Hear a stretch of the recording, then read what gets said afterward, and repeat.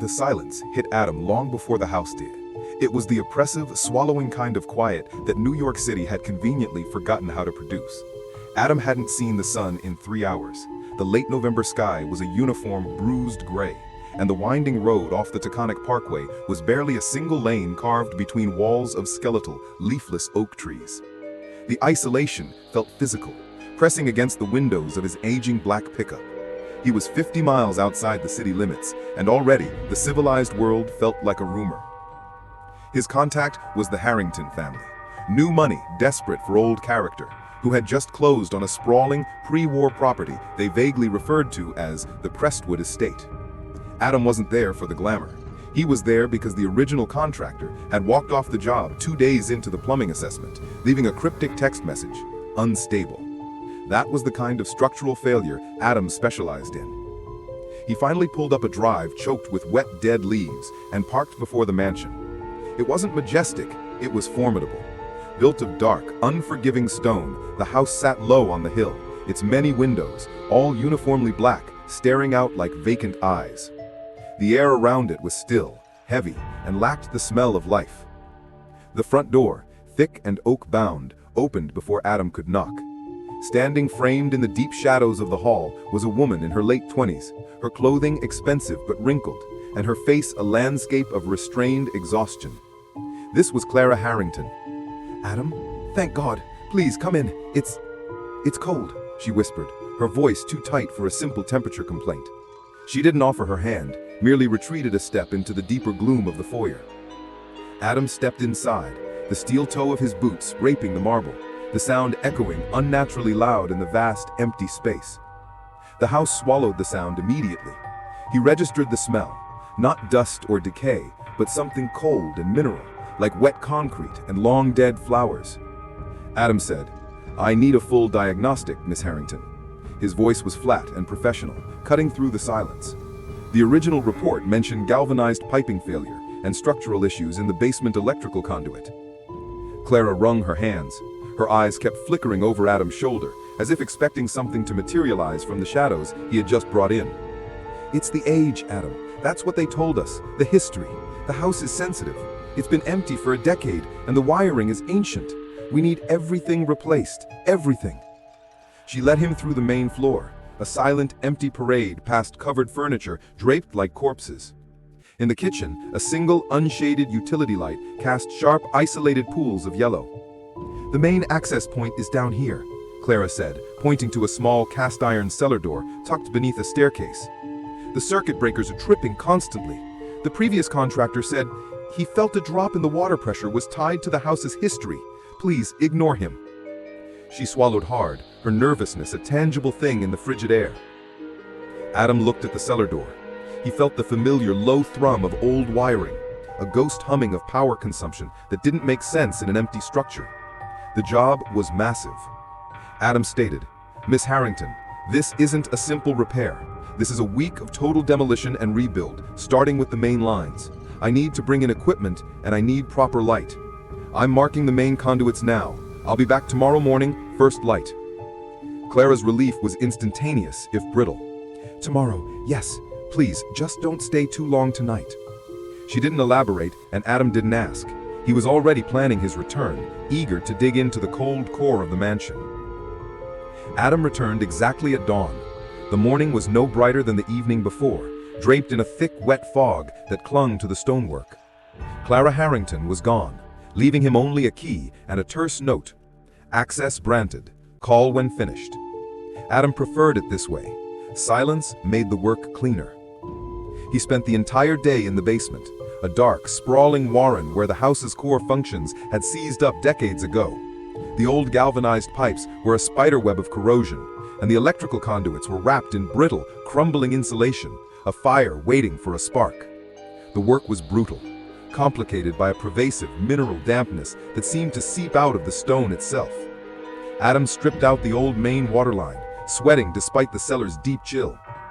By 7 p.m., the fog outside had transitioned into a heavy, absolute darkness.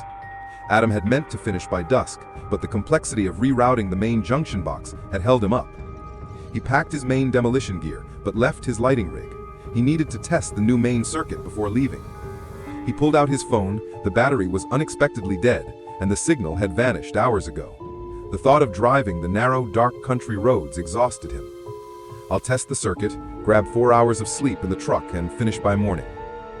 He climbed to the kitchen, the single utility light now his only oasis of yellow in the overwhelming blackness of the house. He dragged a heavy tarp and his sleeping bag from his toolkit, deciding the cold, empty kitchen floor was safer than the truck in this fog. As he settled, the sense of isolation intensified into something sharper: paranoia. He wasn't alone. It was a primal, unmistakable certainty. He lay utterly still on the tarp, his ears strained. The silence was broken only by the humming. It wasn't the sound of the old conduits; those were dead. It was a high, thin, electronic thrumming sound that seemed to emanate not from a specific location, but from the air itself. It was the sound of energy being drawn. Adam sat up sharply. He had rerouted the main power to the entire north wing moments ago. It should be silent. He heard a sound then, faint and impossibly close. It was a whisper, a dry, brittle sound like dead leaves scraping concrete, too indistinct to form words, but definitely human. It came from the direction of the cellar door. He knew he should ignore it, rationalize it as settling wood or the wind working through a broken pane. But his professional instincts, the ones that screamed at him when a wire was live or a pressure line was about to blow, were screaming now. He glanced at the utility light above the counter. It flickered. Not a normal bulb flicker, but a sudden, violent surge, dimming the yellow to an orange ember and back. He hadn't connected the new line yet. The old system was supposed to be completely dead. Yet something was drawing current from the abandoned, disconnected lines deep beneath the house. Adam reached for the heavy-duty mag light on his belt, his heart pounding a slow, deliberate rhythm against his ribs. The cold, mineral smell in the air seemed to concentrate, and the whispering followed, circling closer now, thin and hungry, promising to welcome him deeper into the Crestwood estate. The silence of the house had broken, and it was watching him. Adam didn't move. He held the mag light steady, the beam cutting a clean, defensive path toward the staircase and the black mouth of the cellar door. The whispering had stopped, replaced by a vacuum of silence more charged than before. The thrumming of the electrical draw, however, grew louder, vibrating in the soles of his work boots. He knew, with absolute technical certainty, that the house was active, consuming power from an impossible source. Then the silence shattered. It started directly overhead, on the second floor. Footsteps. Not the tentative creak of settling wood, but the heavy, deliberate thud, thud, thud of someone running. Someone large and burdened across the exposed hardwood floors of the hallway above. The rhythm was erratic, desperate, and terrifyingly close. Adam scrambled to his feet, grabbing the heavy claw hammer lying beside his tarp. He backed slowly against the cold granite counter, eyes fixed on the ceiling. The footsteps stopped directly above the kitchen, and then came the sound that defied all domestic logic, the violent smack of heavy stones or masonry being slammed against the interior wooden walls, followed by the grinding noise of them dragging down the plaster. It wasn't vandalism. It was a physical attack being waged on the structure itself. The force of the blows made dust rain down from the kitchen ceiling. This is not natural. This is not the house settling. Adam tried to rationalize the sounds. Wind, falling debris, anything but what his gut told him. He took one step toward the back exit, the delivery entrance, his escape route. It was in that exposed moment that the attack became intensely, impossibly personal. A brief, sharp slap hit the left side of his face. It was instantaneous, vicious, and utterly unexpected. The shock was blinding. It wasn't a brush of air or a temperature drop. It was the sting of impact, leaving his skin hot and ringing. Adam roared, dropping the flashlight and reflex. It clattered and rolled, leaving the vast kitchen plunged into absolute, disorienting darkness. He brought his hands up, expecting a physical presence, but found nothing but the empty, freezing air. He fumbled desperately, retrieving the hammer and the light. When the beam snapped back on, sweeping the room, the dust was still settling, but the sound of the stones had stopped. The house was quiet again, waiting. The stinging heat on his cheek was the only evidence of the assault. Driven by a surge of pure, panicked adrenaline and rage, Adam bolted towards the main foyer, needing to see the source. He rounded the corner and stopped dead. The hallway stretched before him, an endless tube of impenetrable blackness, but at the far end, where the shadows met the wall, there was movement. A figure. It was tall, unnaturally elongated, and utterly indistinct. It was a churning mass of blurred edges and fragmented shadows, like static given form. It was there for less than a second, a hideous, fleeting vision of pure terror before it simply pulled itself back into the density of the wall. Adam stood frozen, breathing hard, the image of the retreating shape seared into his mind. He was bruised, terrified, and completely outmatched. The electrical hum from the basement was now a high-pitched whine. The house didn't just want him gone, it wanted him broken. The sight of the receding, blurred figure did two things to Adam. It verified the terror, and it ignited a survival mechanism stripped of rational thought. He couldn't run blindly into the freezing night. He had to locate the source of the electrical hum, the structural problem feeding this impossible energy draw. He needed to understand the mechanics of the haunting. Clutching the heavy claw hammer like a talisman, Adam moved. He bypassed the kitchen, knowing the creature was no longer on the main floor. He climbed the main staircase, moving slowly, deliberately, the beam of his maglite cutting through the oppressive blackness. The air on the second floor was distinctly colder than the basement, an unnatural chill that burned in his lungs. The heavy footsteps and the sounds of masonry were gone, replaced by a delicate, almost mocking silence. The floorboards didn't just creak, they sounded like dry bones crunching beneath his boots. He swept the beam through an endless succession of empty, identical bedrooms, finding only dust sheets draped over furniture. He was looking for the source of the power drain, but the house offered only theatrical emptiness. He stopped outside a massive set of double doors, the entrance to the master suite. The electrical hum was louder here, vibrating faintly in the wood. This felt like the epicenter of the structural failure. Adam kicked the doors open. The master bedroom was immense, draped in shadows, but possessing a single eerie point of focus. The ceiling fan, large and ornate, was slowly whirring in the frigid air. Adam hadn't connected power to the lighting, yet the fan was turning, drawing energy from the disconnected, compromised line below. The humming was deafening now, originating from the mechanism in the ceiling. Adam stepped into the room, his breath fogging instantly. He shone his light upward, following the blades, and then he saw it. Hanging directly from the central steel support rod of the fan, suspended in the space above the bed, was the shadow of a human body. It was a perfect, horrifying silhouette, swinging slightly with the slow, deliberate rotation of the blades. The legs dangled unnaturally low, and the head was tilted at a broken angle. It was the clear, unmistakable image of a suicide, a terrible, agonizing conclusion to the house's history. The sight hit Adam with a profound, sickening wave of horror, eclipsing the physical attack he had just endured. This wasn't a physical threat, it was psychological torture, a scene designed to break his mind with despair. The sound of the turning fan was the only thing moving, a soft, maddening whir, whir. Adam let out a choked cry, a guttural sound of pure, helpless trauma, and dropped his hammer. He moved instantly, driven by a desperate, misplaced need to interfere, to save the impossible shadow. He launched himself across the room, his eyes fixed on the horrific swinging shape, his hands outstretched. He reached the space beneath the fan, his fingers closing on empty, frigid space. The shadow was gone. It hadn't faded, it had simply ceased to be the moment his hand broke the plane of the illusion. Adam stumbled, looking wildly up at the ceiling. The fan continued its slow, indifferent rotation, its whirring now mocking his terror. The room was still, dark, and utterly empty. He was alone with the chilling knowledge that the entity wasn't trying to kill him physically, it was aiming to destroy his sanity by forcing him to confront the house's most agonizing, tragic memory. The air in the room grew colder still. Adam spent the remaining hours until dawn huddled in the kitchen, not sleeping, but guarding the cellar door. The exhaustion was absolute, a crushing, bone-deep weariness far surpassing a normal double shift. Every nerve ending felt frayed.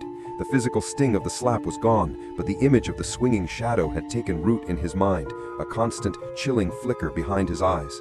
He gathered his tools mechanically as the first weak light of morning struggled to penetrate the fog-choked windows. He was sitting on his tarp, nursing a lukewarm thermos of coffee, when the front door finally opened. Clara Harrington stepped in, followed by her husband, David, a man whose expensive suit and smooth face radiated the confidence of those accustomed to paying for problems to disappear. Clara looked marginally better than the day before, but David was sharp, impatient, and carried a clipboard. "Morning, Adam. Hope the house wasn't too cold," David said briskly, his voice echoing in the foyer. Clara said you might have had to stay. Adam rose slowly, his movements stiff. He looked directly at David, bypassing Clara's uneasy gaze. I didn't stay, Mr. Harrington. I survived the night. David stopped flipping his clipboard pages. Pardon me?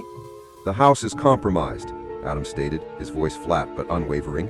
The electrical grid is drawing power from an unknown source. The structural integrity is being physically attacked, and there is a presence in this house, a malevolent entity, that attacked me and psychologically tormented me for 8 hours. Clara finally spoke, her voice strained. Adam, please. You must have been tired. The old wiring, the creaking, the long drive. I felt the slap, Miss Harrington. I cut in, his eyes blazing with resentment. I felt the heat, the impact. I heard masonry being slammed against the walls upstairs, and I saw the shadow of a body hanging in your master bedroom. That is not fatigue. That is a verifiable act of violence.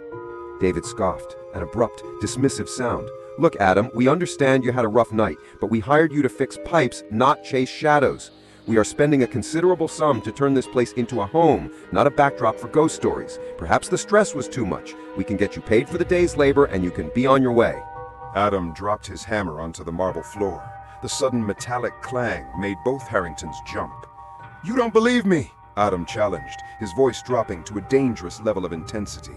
Fine, then you have two choices. You can pay me off, find a fool to take my place, and wait for your house to destroy itself. Or you both stay here, tonight. You stay one night with me in this empty house. We'll sit right here in the kitchen. If you witness what I witnessed, the footsteps, the darkness, the impossible cold, then we talk about a solution. If you hear nothing, I'll walk away, and the day's labor is free. Do you have the courage to face the history you bought? He stood there, hammer at his feet, leaving the challenge hanging in the frigid mineral air of the foyer. David Harrington stared at Adam, his jaw working, the arrogance fading into a tight knot of disbelief and forced bravery. Clara was already pale, silently pleading with her husband to choose the option of flight.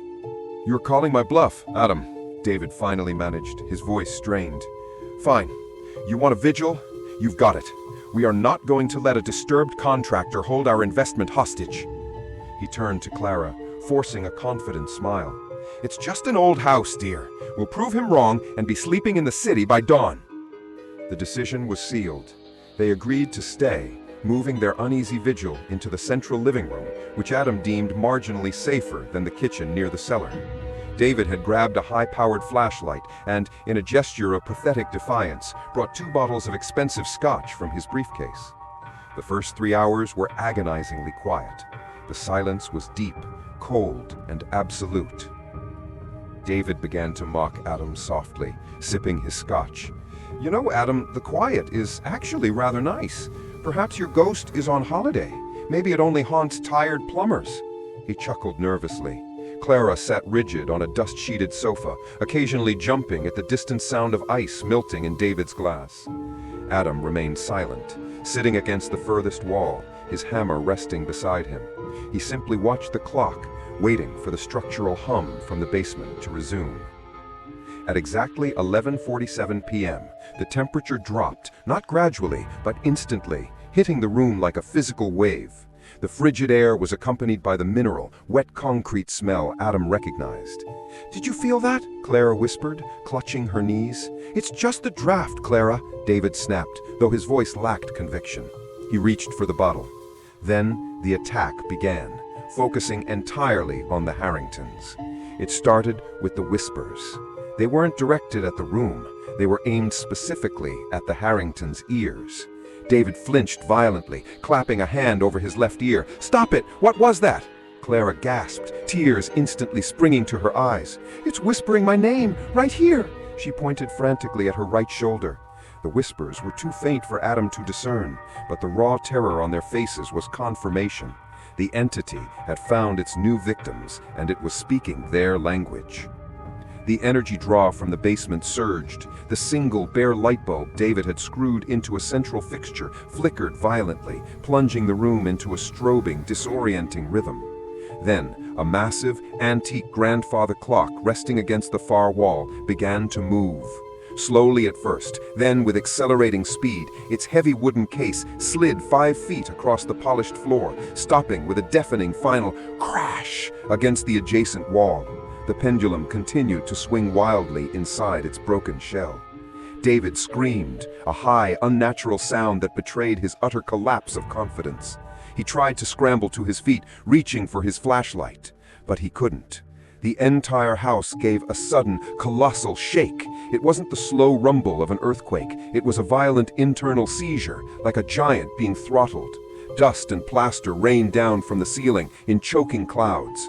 The shaking was so intense that the furniture around them skittered across the floor. A heavy wooden beam above the doorway, not load-bearing, but decorative, pulled free from the ceiling with a splintering tear and crashed directly onto the doorway, blocking their only exit. They were trapped. The shaking stopped instantly. The silence returned, heavy, profound, and absolute. The light flickered back to a steady, dim glow. David and Clara lay huddled on the floor amidst the debris, sobbing, their confidence annihilated. They knew now Adam wasn't lying. The silence after the collapse was the most terrifying sound of the night. It confirmed that the house was not just haunted, it was a predator. David and Clara lay frozen, hyperventilating, the broken beam sealing their escape route. Adam moved, crawling quickly toward the fallen beam, assessing the damage. It was too heavy, too thick to move without mechanical leverage. "We need to get out of this room now," Adam commanded, his voice raw but controlled. "It showed us the damage, now it's coming back." As if on cue, a sudden, blinding flash of cold air erupted from the staircase, whipping through the room. The force of it was localized and intelligent. It didn't just feel like wind, it felt like a violent, invisible hand separating them. Clara screamed a sharp, panicked sound as she was lifted an inch off the floor and violently slammed against the far mantelpiece. David scrambled after her, but another blast of frigid air instantly seized him, pulling him not toward the center of the room, but horizontally, across the floor, toward the gaping black doorway that led to the dining hall. "Clara! David!" Adam shouted, scrambling to his knees. The entity had physically divided them. David was dragged past the doorway, his body catching on a piece of furniture before vanishing into the darkness of the next room. His desperate cries, a panicked, sustained bellow for help, echoed terribly through the halls. Adam, knowing the darkness was too dangerous, shone his high-powered maglight into the dining hall. He saw nothing but dust motes dancing in the beam. David's screams, however, were getting louder, more frantic, taking on a terrible, guttural quality, as if he were being physically torn apart. Then Clara, recovering from the impact, began to shriek. Her terror was immediate and absolute. Her eyes were fixed on the doorway David had vanished through, but her screams weren't focused on her husband. They were focused on what she saw now. Her screams rose to a hysterical, ear-splitting pitch, a pure sound of utter, hopeless despair, before they were abruptly, horribly cut off. The silence that followed was instant, total, and complete. It was the sound of a voice being erased. Adam felt a wave of icy sickness. He swung the flashlight back towards David's position. David's own cries, still echoing from the unseen dining hall, suddenly fractured.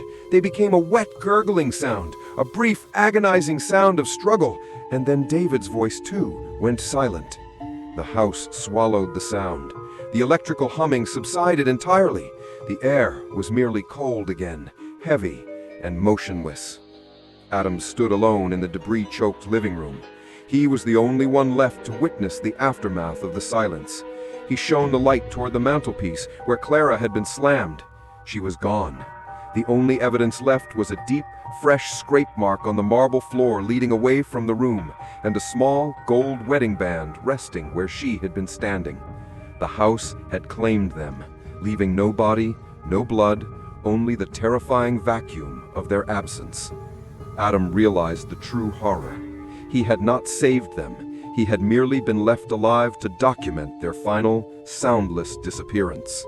The real structural failure of the Crestwood estate was that it consumed its inhabitants whole. Adam stood motionless, the gold wedding band reflecting the weak, flickering glow of the single light bulb.